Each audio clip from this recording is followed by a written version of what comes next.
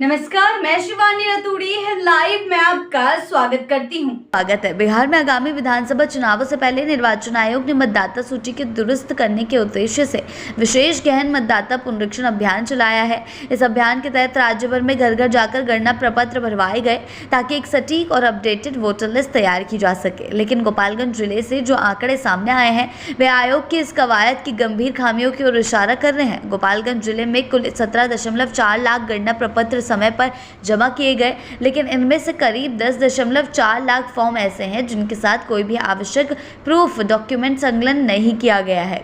चुनाव आयोग ने इस प्रक्रिया के लिए 11 प्रकार के वैध कागजातों की सूची जारी की थी और इनमें से कम एक दस्तावेज देना अनिवार्य था। इसके बावजूद इतनी बड़ी संख्या में बिना दस्तावेज के फॉर्म जमा होना प्रशासनिक लापरवाही का साफ संकेत है। जिले के स्तर पर देखे गए तो मात्र 1.3 लाख फॉर्म ही वैध दस्तावेजों के साथ आयोग को सौंपे गए। इसके अलावा 54,944 ऐसे फॉर्म भी हैं जिनमें से ऐसे कागजात लगाए गए हैं जो आयोग की स्वीकृत सूची में शामिल ही नहीं है। यह न केवल प्रक्रिया की गंभीरता को कमतर करता है बल्कि मतदाता सूची की विश्वसनीयता पर भी सवाल खड़े करता है। मगर अगर हम विधानसभा क्षेत्रवार बात करें तो तस्वीर और भी चौंकाने वाली है। हथुआ विधानसभा क्षेत्र में कुल 2.8 लाख फॉर्म जमा हुए हैं, जिनमें से 2.1 लाख फॉर्म पूरी तरह से बिना दस्तावेजों के हैं। जी हाँ, बता दें यानी हर 4 में से 3 फॉर्म बिना वैध प्रूफ के हैं। यानी सिर्फ 14,918 फॉर्म ही आयोग की शर्तों के मुताबिक जमा हुए हैं, जबकि करीब 3,000 ऐसे फॉर्म जिससे अनगत, असंगत या अवैध दस्तावेज लगाए गए हैं। बैकुंठपुर विधानसभा क्षेत्र में भी स्थिति कुछ खास बेहतर नहीं है।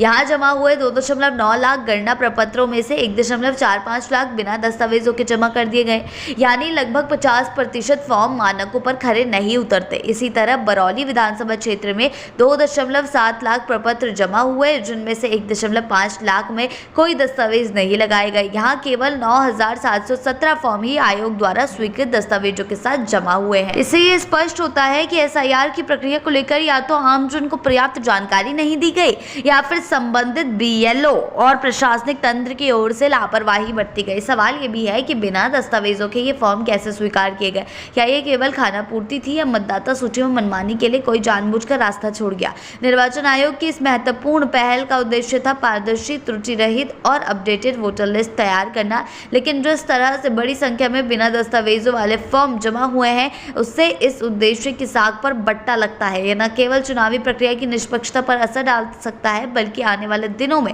वोटर ID में भी गड़बड़ियों और फर्जीवाड़े की संभावनाओं को भी जन्म दे सकता है। अब सबसे पहले अहम सवाल यही है कि आयोग इस मामले को कितनी गंभीरता से लेता है। क्या बिना दस्तावेजों वाले फॉर्मों को खारिज किया जाएगा या फिर दस्तावेजों की मांग करके उन्हें पुनः सत्यापन की प्रक्रिया में लाया जाएगा?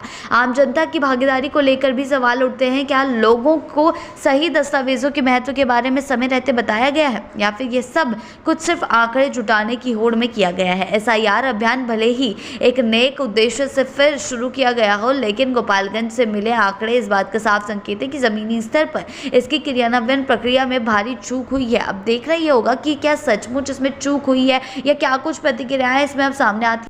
ऐसी ही अपडेट्स के लिए जुड़े रहे हैं लाइव के साथ ही चैनल को सब्सक्राइब करना ना भूलें और हमारी Facebook और वेबसाइट के साथ भी जरूर जुड़ें।